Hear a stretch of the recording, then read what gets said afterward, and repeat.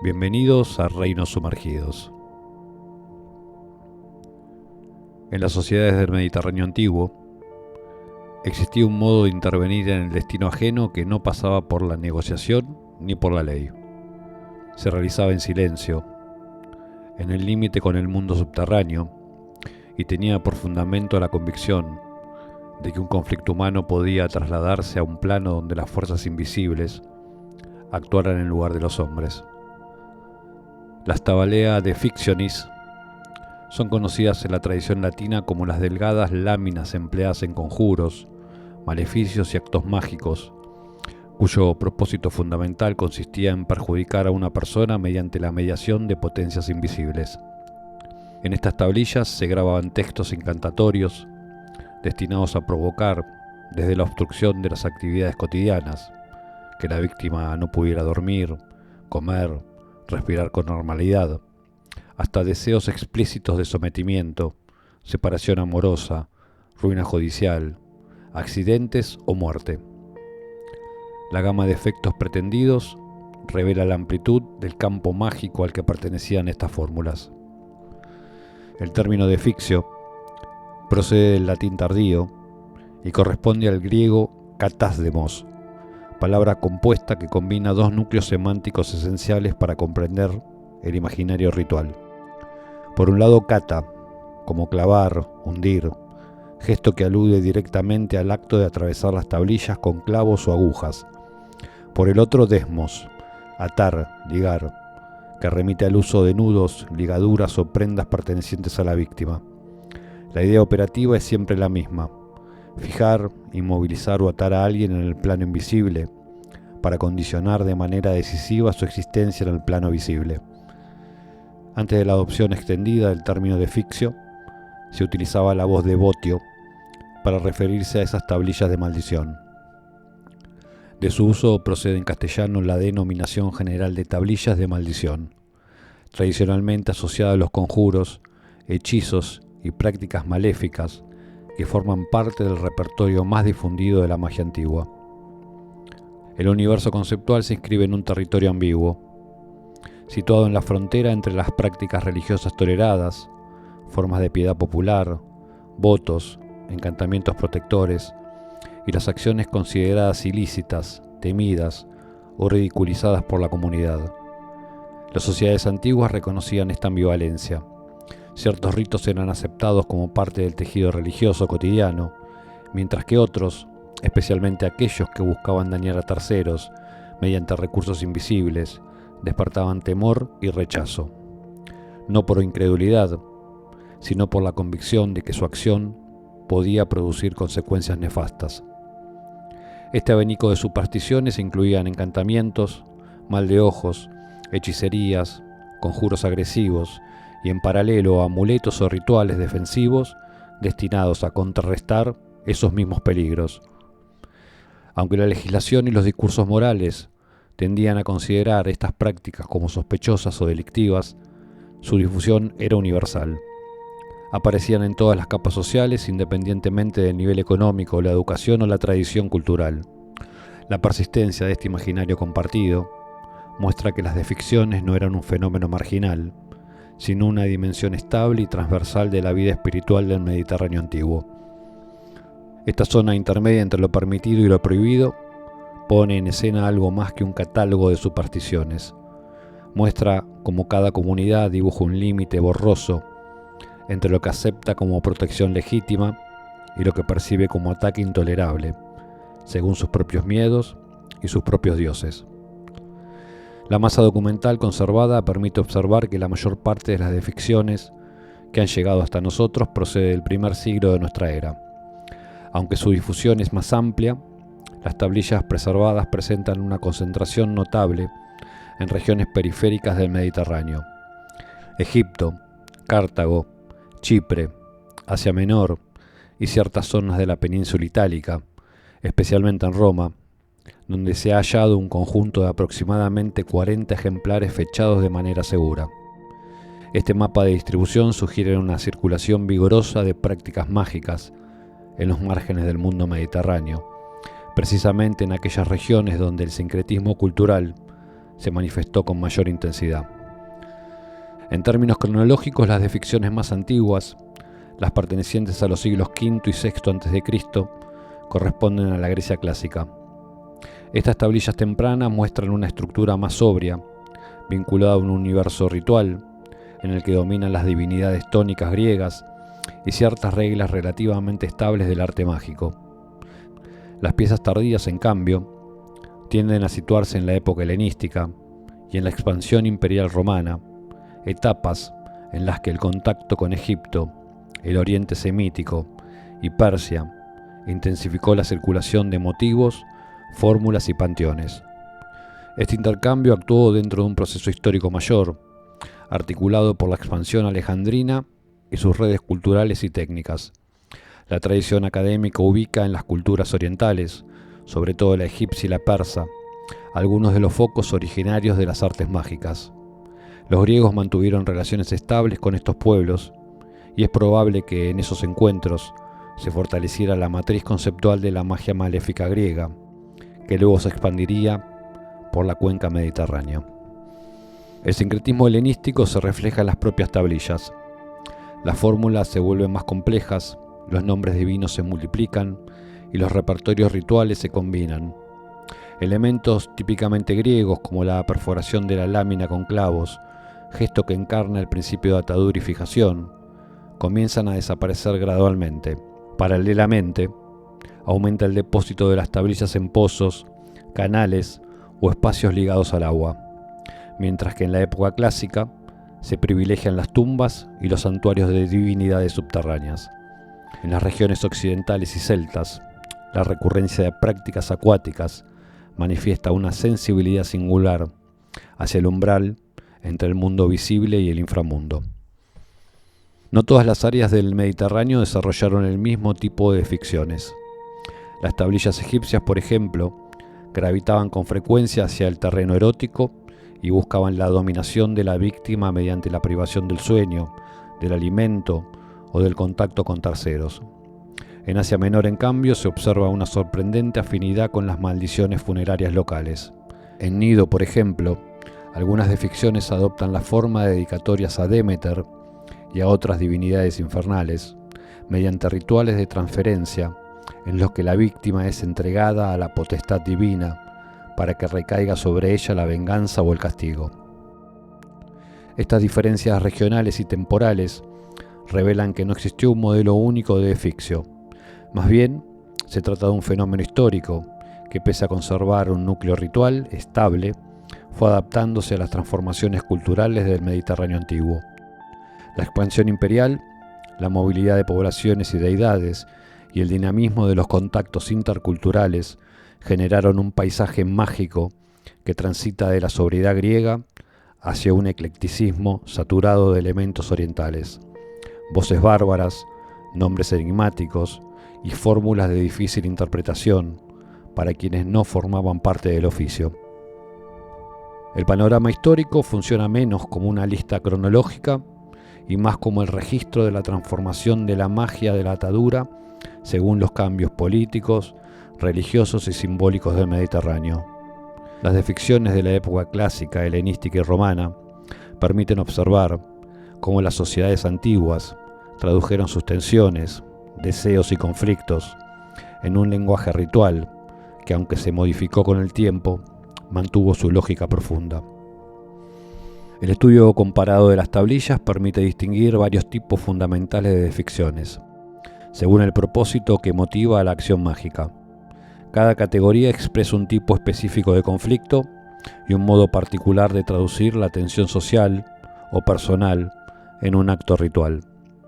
La clasificación moderna reconoce al menos 4 grandes grupos: las maldiciones amorosas, las judiciales, las relacionadas con disputas personales y las vinculadas a competiciones o espectáculos públicos.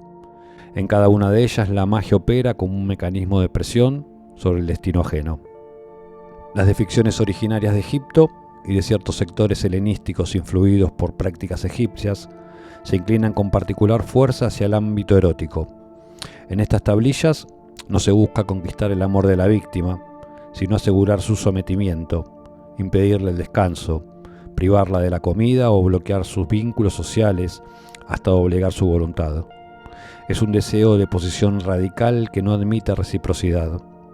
Desde la perspectiva mágico-ritual, la privación del sueño y del alimento funcionan como un procedimiento que desorna la vida cotidiana del afectado, abriendo un vacío interior que solo puede cerrarse mediante la presencia del autor del conjuro. Este tipo de maldiciones muestra, con especial claridad, cómo la magia erótica se inscribe en la lógica mayor de la coerción. Atar a alguien no para atraerlo, sino para quebrar su resistencia. El grupo más numeroso dentro del conjunto de maldiciones antiguas corresponde a los enfrentamientos legales. Estas desficciones buscaban garantizar el éxito en una disputa judicial mediante procedimientos mágicos destinados a neutralizar al adversario. La fórmula es coherente: silenciar, paralizar o bloquear la acción del litigante contrario para que no pueda defenderse ni presentar su causa ante el tribunal. Entre los ejemplos más elocuentes se encuentra la tablilla de Peñaflor, procedente de una zona de necrópolis y fechada en la segunda mitad del siglo I a.C., en la que un tal Licinio Galo pide que su oponente, Valerio Marcelo, quede mudo cuando comparezca ante el juez. La invocación combina la fórmula más común, mutus tacitus, mudo y callado, con una imagen animal. Así como una rana sin lengua es muda y callada, así quede Marcelo.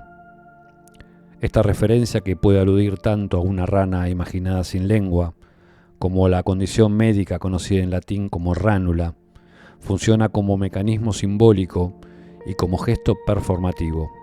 Impedir la palabra es impedir la defensa.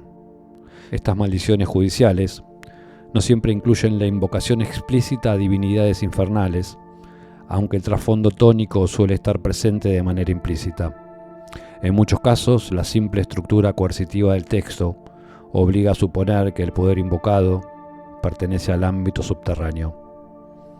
Existe un subgrupo particular dentro de las desficciones judiciales, las llamadas peticiones de justicia.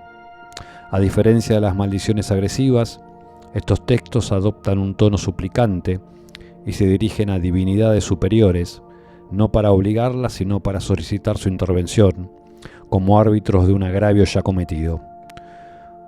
Un ejemplo notable procede de Itálica, fechado en la primera mitad del siglo II.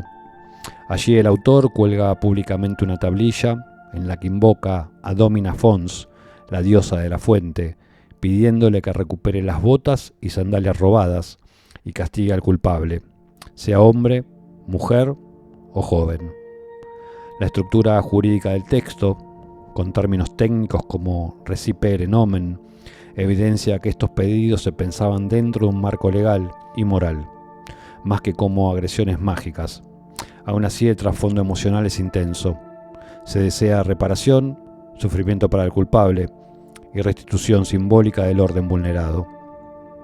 El tercer grupo son las desficciones de conflicto personal. En ellas se reúnen textos que expresan un enfrentamiento directo entre individuos sin mediación jurídica ni contexto amoroso. Son maldiciones claras, agresivas, dirigidas a producir daño físico o muerte. Entre los testimonios más crudos figura la desficción hallada en la necrópolis occidental de Córdoba, redactada en un latín vulgar de fuerte tonalidad emocional. La autora del conjuro es la esclava Dionisia, quien ruega a los dioses infernales, y en particular a Salpina, forma popular de Proserpina, que se lleven la vida de su dueña Dentatia. La petición no busca justicia ni compensación. Es un clamor dirigido al inframundo para que la muerte recaiga sobre la destinataria. Su intensidad muestra hasta qué punto estas tablillas funcionaban como un canal permitido o tolerado para expresar deseos que no podían articularse de otro modo dentro del orden social. Finalmente, un conjunto distintivo de desficciones, conocidas como agonísticas y circenses, están vinculados al ámbito de la competición pública. Carrera de caballos, espectáculos circenses, certámenes teatrales. En estos contextos la magia aparece como un mecanismo para neutralizar a los rivales o alterar la fuerza del juego. En el circo de Astigi se ha hallado una deficción destinada a agafar a los caballos y aurigas de las facciones enemigas, impidiendo que triunfen en la carrera. Estas tablillas deben entenderse en un marco de emociones colectivas intensas, apuestas elevadas, fanatismos, rivalidades entre equipos. Así como en la vida contemporánea, los deportes movilizan afectos fuertes. En la antigüedad estos mismos afectos podían canalizarse en prácticas mágicas. Las maldiciones agonísticas y circenses constituyen así una ventana privilegiada hacia el imaginario competitivo romano. Visto así, la lógica de estas tablillas deja ver una dificultad persistente de los conflictos humanos, siempre atravesados por fantasías.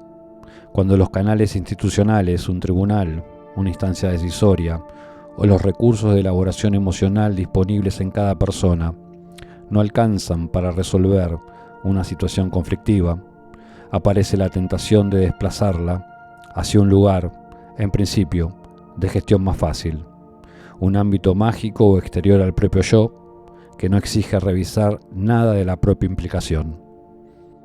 Ese desplazamiento no pone en duda los efectos de la hechicería, cuestiona más bien la posición del sujeto que las emplea para compensar sus fragilidades, delegando en el plomo, en los muertos o en los dioses lo que no puede asumir en su propia vida psíquica. Las de Ficcio así pueden leerse como una escena donde la sombra se externaliza. El mal que no se reconoce en uno mismo se inscribe sobre el nombre de otro. El soporte sobre el que se inscribía una de Ficcio no era un elemento secundario del ritual. Formaba parte activa del mecanismo mágico. La elección del material determinaba la eficacia simbólica de la maldición y condicionaba la forma en que el mensaje debía operar en el ámbito invisible. Aunque las tablillas podían realizarse en diversos medios, estaño, cobre, bronce, piedra o madera, incluso soportes excepcionales como hojas de eléboro, piel de asno o alas de murciélago, el plomo se convirtió desde muy temprano en el soporte privilegiado de las maldiciones. El predominio del plomo responde a motivos prácticos y simbólicos. Desde un punto de vista técnico, se trata de un material fácil de obtener, maleable, sencillo de cortar y rápido de inscribir con un punzón, lo que facilitaba la producción de tablillas. Su bajo coste lo convertía además en un medio accesible para todos los estratos sociales. Pero los motivos simbólicos son aún más reveladores. La materialidad del plomo, frío, pesado, grisáceo, asociado a la muerte y a la inercia, lo vinculaba de manera inmediata al ámbito de las divinidades tónicas. En el imaginario antiguo, el color apagado del metal evocaba los territorios subterráneos y la densidad de aquello que no respira. Era, por decirlo así, un fragmento tangible del mundo inferior. Su asociación astrológica con Saturno reforzaba este vínculo. El planeta del tiempo devorador, de los obstáculos, la destrucción y los finales, considerado el maléfico mayor planetario, proyectaba sobre el plomo una cualidad de peso fatal que volvía más temible el acto de inscribir un nombre en él. Esta correspondencia entre material y objetivo ritual se expresa con claridad en una tablilla ática de finales del siglo V o inicios del siglo VI a.C., dirigida a Hermes Psicopompo y a Hécate. Así se lee: así como este plomo es frío y sin valor, así aquel y sus propiedades sean fríos y sin valor. La operación es explícita. Se convoca la ley del similia similibus, según la cual lo semejante actúa sobre lo semejante. La frialdad del metal se transfiere a la vida de la víctima. La densidad del plomo paraliza sus acciones, la opacidad del material opaca su destino. En la tradición greco-egipcia, los papiros mágicos confirman esta lección. El plomo era el soporte recomendado para redactar los katadesmoi, tanto por su afinidad ritual como por su capacidad para mantener la atadura. Al enrollarse o doblarse las tablillas, gesto que aparece de manera sistemática, se reforzaba aún más la idea de clausura y ocultamiento. El texto quedaba reservado a la divinidad invocada, destinataria única de la petición. Excepcionalmente, las tablillas podían elaborarse sobre pizarra, mármol o madera. Estas variantes suelen estar asociadas a contextos locales específicos o a situaciones rituales singulares, pero no alteran el principio fundamental. El soporte funciona como mediador entre el deseo humano y el espacio invisible al que se dirige la maldición. Así, la materialidad de la defixio no era un detalle técnico, sino un componente esencial del acto mágico. El metal elegido, su color, su peso, su capacidad para encerrar o deformar el texto, e incluso la forma en que la tablilla era doblada, perforada o depositada, determinaban la dirección y la intensidad de la maldición. En este sentido, la tablilla es la condensación física de un deseo destinado a atravesar las fronteras entre el mundo visible y el mundo subterráneo. Pero el rito no solo afecta a la víctima imaginada, también atraviesa a quien lo ejecuta. La maldición se propone afectar la vida de otro, pero al fijarse sus propios afectos en un objeto externo, una porción de la psique queda coagulada allí. Un fragmento de tiempo, de rencor o de deseo de venganza que deja de circular y pasa a habitar el subsuelo. La defixio que pretende operar sobre el enemigo opera a la vez sobre el ejecutor. Las defixiones que se conservan representan únicamente la parte final y visible de un proceso ritual mucho más amplio. Cada tablilla era el punto de llegada de una secuencia de gestos, preparaciones y manipulaciones que no han sobrevivido materialmente, pero que pueden reconstruirse por referencias dispersas en textos literarios, analogías etnográficas y vestigios arqueológicos. Estos elementos invisibles, purificaciones previas, sacrificios, selección del momento propicio, consagraciones, fórmulas orales, configuran el fondo indispensable para que la maldición adquiera eficacia en el plano simbólico. Entre los componentes esenciales de este proceso se encuentra el llamado testigo mágico: cabellos, uñas, hilo de ropa, fibras o fragmentos de objetos pertenecientes a la víctima.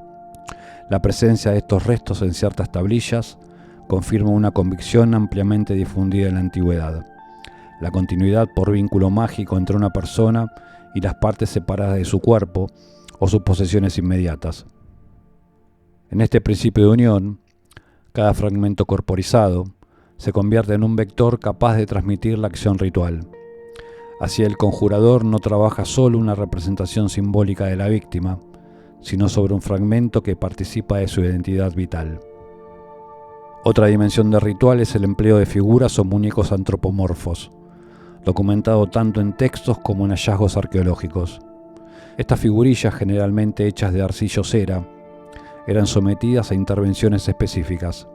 Se las retorcía, se perforaban sus miembros, se ataban cuerdas alrededor del cuello o del torso y se introducían clavos en ojos, boca o genitales. Cada uno de estos gestos tenía un correlato simbólico. Torcer la figura era torcer la vida del destinatario. Clavar un punzón en la boca era bloquear la palabra. Atravesar los ojos inhibía la visión. Fijar el cuerpo con un anillo o ligadura implicaba sujetar su destino. Esta dimensión performativa era una traducción literal del contenido de la maldición. La figurilla se convertía en la encarnación reducida del enemigo. La manipulación del muñeco se reforzaba con la repetición ritual. Muchos textos exhiben una estructura formal basada en enumeraciones de partes del cuerpo, duplicaciones, listas de nombres o invocaciones reiteradas. La repetición no era un simple recurso estilístico, sino un mecanismo mágico. Cada reiteración intensificaba la fuerza de la atadura. En algunos casos, la fuerza se amplificaba también mediante recursos gráficos: inversión de líneas, escrituras en espiral o renglones escritos de derecha a izquierda. Estas variaciones tenían el propósito de hacer el texto ilegible para los humanos y plenamente legible para la divinidad invocada. Estos actos no se realizaban en cualquier momento. La tradición mágica helenística prestaba particular atención a la elección del día, la luna, la hora y la atmósfera ritual. Figuras de los papiros mágicos greco-egipcios recomiendan realizar ciertos rituales durante la noche o en transiciones crepusculares, cuando la frontera entre mundos es más permeable. Del mismo modo, la selección del lugar, tumba, pozo, manantial, ruina, cementerio o santuario tónico, formaban parte de la lógica operativa. La defictio debía depositarse en un espacio donde su acción pudiera ser recibida por las potencias adecuadas. El destino final, entonces, no era indiferente. El lugar donde se depositaba la tablilla constituía un componente esencial de la operación, pues el espacio elegido determinaba la vía por la cual la fuerza del conjuro alcanzaría el ámbito invisible. La elección del lugar respondía a una geografía simbólica cuidadosamente construida en torno a la relación entre los vivos, los muertos y las divinidades del subsuelo.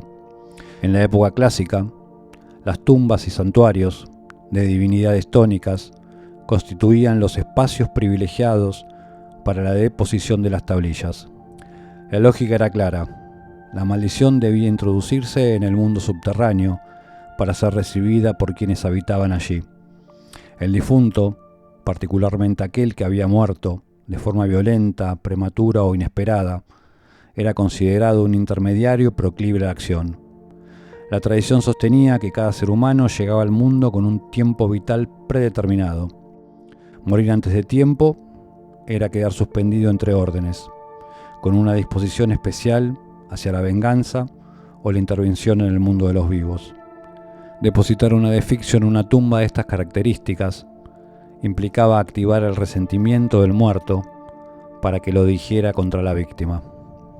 Sin embargo, a partir del período helenístico y con más fuerza durante la época romana imperial, se observa un desplazamiento progresivo hacia otros espacios liminares, especialmente los vinculados al agua: pozos, fuentes, manantiales, baños, acueductos y canales. Este cambio no puede disociarse del sincretismo cultural del Mediterráneo y de la influencia de tradiciones célticas y occidentales, en las que el agua desempeñaba un papel central como frontera entre el mundo visible e invisible. Cuando el objeto desaparecía en las profundidades acuáticas, se consideraba que había pasado al dominio de los espíritus. Las fuentes clásicas y los hallazgos arqueológicos ofrecen múltiples ejemplos de esta práctica. Estrabón relata que los volcas tectósagos depositaban enormes cantidades de oro y plata en lagos sagrados, y que nadie se atrevía a profanar esos espacios por temor a la cólera divina. Este mismo principio rige para las deficciones. Quien deposita una tablilla en el agua reconoce que ese lugar funciona como un receptáculo del deseo propiciado, una zona de paso hacia lo sobrenatural.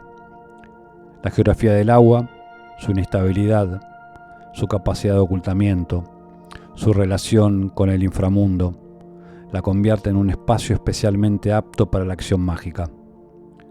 Junto al agua y las tumbas, otros lugares se convirtieron en escenarios frecuentes para la deposición: ruinas de casas deshabitadas, villas abandonadas donde se suponía que vagaban fantasmas, zonas liminares entre campos y bosques, rincones cercanos a la vivienda o al negocio del enemigo, incluso grietas o huecos de muros.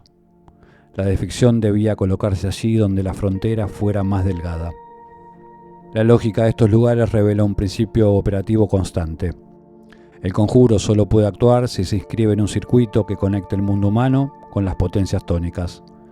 Por ello, la deposición es siempre un acto final, solemne y cargado de intención. En algunos casos podía acompañarse de libaciones, invocaciones o sacrificios.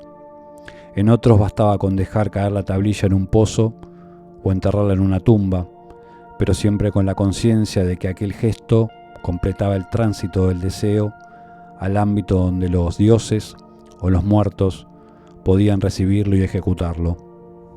Simbólicamente, esta geografía describe también un mapa interior. Las tumbas remiten a lo que pertenece a la vez a lo vivo y a lo muerto. Las aguas profundas evocan las capas más inconscientes de la psique. Las ruinas señalan vínculos y proyectos deshechos. Los lindes de campos y bosques marcan zonas de indecisión y transición. Depositar una tablilla en esos lugares equivale a inscribir el conflicto donde ya habitan los restos de lo no resuelto. El espacio ritual así entendido es la proyección de un paisaje psíquico donde la maldición busca arraigar. En conjunto, los rituales asociados a las deficciones revelan una estructura compleja en la que escritura, gesto, imagen, materia y lugar se articulan en una única operación. Las tablillas son nodos de un sistema mágico en el que convergen restos corporales, figurillas, signos, invocaciones, paisajes y tiempos escogidos. Cada deficio es la culminación de un itinerario ritual que moviliza múltiples niveles simbólicos para transformar un conflicto humano en una solicitud dirigida a las potencias subterráneas. La estructura textual de una deficio no obedece a un esquema uniforme.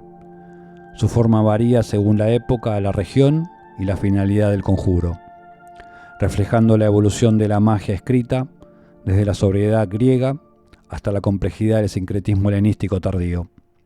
Sin embargo, pese a esas transformaciones, pueden identificarse ciertos patrones que permiten reconstruir la lógica interna de este tipo de documentos. En la época clásica, como ya se vio, las deficciones presentan una estructura sencilla, casi austera. El núcleo consiste en una lista de nombres, los de las víctimas, acompañadas del verbo de maldición: atar, ligar, fijar. La operación es directa. Al nombrar al destinatario y vincularlo al acto de atar, la escritura misma realiza el gesto de la atadura. A la lista y al verbo suelen añadirse una invocación corta, dirigida a divinidades del mundo subterráneo: Hermes y Copompo, Perséfone, Demeter, Plutón. La petición es breve y concisa. Rara vez incluye explicaciones detalladas de los motivos, pues la acción mágica se considera evidente a partir del acto mismo de consignar el nombre. En muchos casos la estructura se intensifica con la enumeración de partes del cuerpo: ojos, lengua, manos, pierna, entrañas. Esta técnica funciona como una cartografía ritual del daño. Cada parte nombrada es una parte afectada. La reiteración de nombres o de fórmulas refuerza la fuerza del conjuro, sin necesidad de recursos literarios adicionales. Estas primeras tablillas no incluyen aún voces bárbaras, signos mágicos complejos ni epítetos secretos. Su poder descansa en la sobriedad del gesto: escribir, doblar, depositar. La eficacia proviene del vínculo físico con el metal, del acto de fijar el nombre y de la invocación directa a entidades tónicas. Con el período helenístico y la expansión del mundo romano, la estructura interna de las deficciones se complejiza profundamente. La influencia egipcia, semítica y oriental amplían el repertorio de recursos rituales y lingüísticos. En estas tablillas tardías aparecen fórmulas extensas y narrativas en las que el autor expone con detalle los motivos de la maldición, listas de epítetos secretos de los dioses que funcionan como claves mágicas, dibujos, diagramas y signos crípticos ajenos a la tradición griega clásica, cálculos cabalísticos de letras basados en correspondencia numéricas, voces bárbaras, cadenas de sonidos sin significado semántico aparente, destinadas a poseer eficacia mágica, invocaciones híbridas donde divinidades griegas se entremezclan con Isis, Osiris, Set-Tifot, Baal, Ereshkigal, el dios judío Yahvé, ángeles y demonios, y lenguaje performativo exigente, en el que el autor no ruega, sino que ordena a la divinidad. Este último punto es particularmente revelador. En las tablillas clásicas el autor se presenta como alguien que suplica, en las tardías como alguien que demanda. La relación con el mundo divino se transforma y adopta formas más coercitivas. La maldición se piensa menos como atadura y más como transferencia, entrega o consagración. La víctima se envía a los dioses como ofrenda o regalo para que estos actúen en consecuencia. El carácter críptico del texto, grafías invertidas, renglones escritos de derecha a izquierda, repeticiones deliberadas, errores aparentes, forman parte del sistema mágico. La impenetrabilidad, no debe atribuirse simplemente al analfabetismo o a la torpeza del escriba. Responde a la convicción de que el texto debe ser ilegible para los humanos y accesible solo para la divinidad invocada. En las tablillas tardías el mago ya no se oculta, expresa sus deseos con detalle, invoca a deidades múltiples, recurre a fórmulas herméticas y exhibe una conciencia más nítida de su propio rol como agente mágico. Las descripciones tardías expanden el modelo clásico. Lo que era una atadura ritual se convierte en una operación más compleja de envío, consagración y manipulación del destino. La evolución de las desficciones refleja con notable precisión el dinamismo religioso y cultural del Mediterráneo antiguo. Ninguna otra práctica mágica reproduce de forma tan elocuente el proceso de mezcla, reinterpretación y superposición de tradiciones que caracterizó al mundo helenístico. A través de estas tablillas puede seguirse la ampliación del panteón, la integración de nombres extranjeros, la circulación de epítetos secretos y la incorporación de recursos rituales provenientes de Egipto, Siria, Judea, Mesopotamia y Anatolia. La mezcla de tradiciones puede observarse en algunas tablillas tardías. En ellas aparece una estructura triple. Se invoca a Yahvé, a distintos ángeles y a demonios subordinados, utilizando fórmulas con resonancias hebreas y cadenas de nombres sagrados. La introducción de estos elementos no debe entenderse como un sincretismo superficial, sino como un fenómeno propio de regiones en las que las comunidades judías, griegas y egipcias convivían estrechamente. Este sincretismo profundo culmina en la figura de Abraxas, quizás el nombre más emblemático del sincretismo mágico helenístico. Abraxas aparece acompañado de combinaciones de letras cuyo significado se escapa a las categorías habituales. Es una figura liminar que sintetiza atributos solares, infernales y protectores, y que circula tanto en gemas mágicas como en desficciones y papiros rituales. La ampliación del panteón no implica la desaparición de los dioses griegos.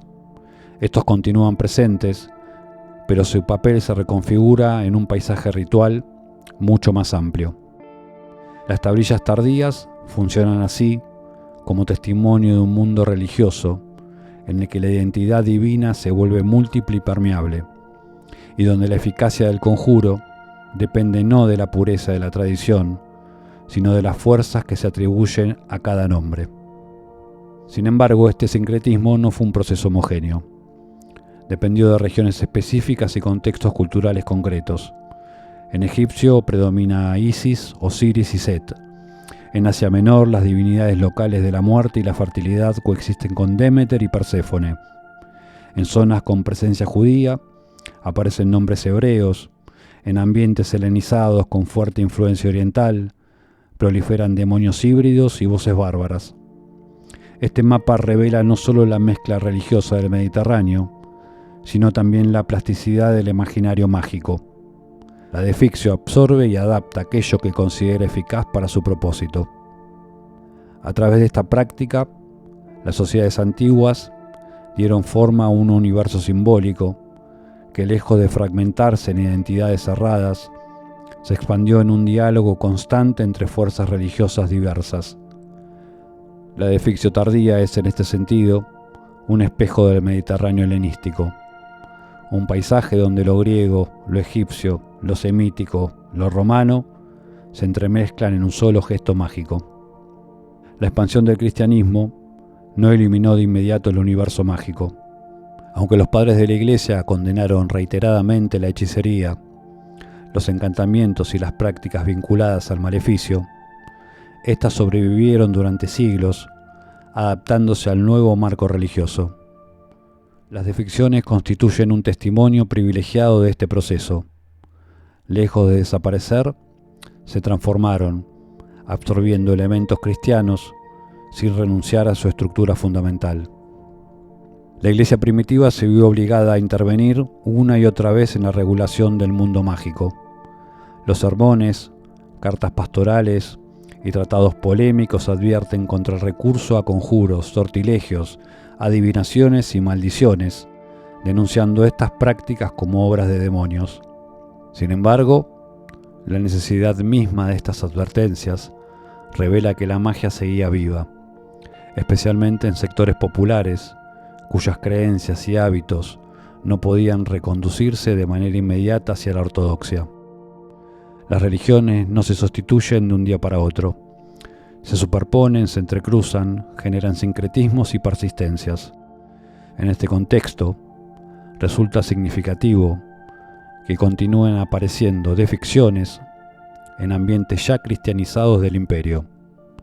La novedad no reside en la forma, que sigue siendo la de una maldición escrita sobre plomo, doblada y depositada en un espacio liminal, sino en el contenido teológico.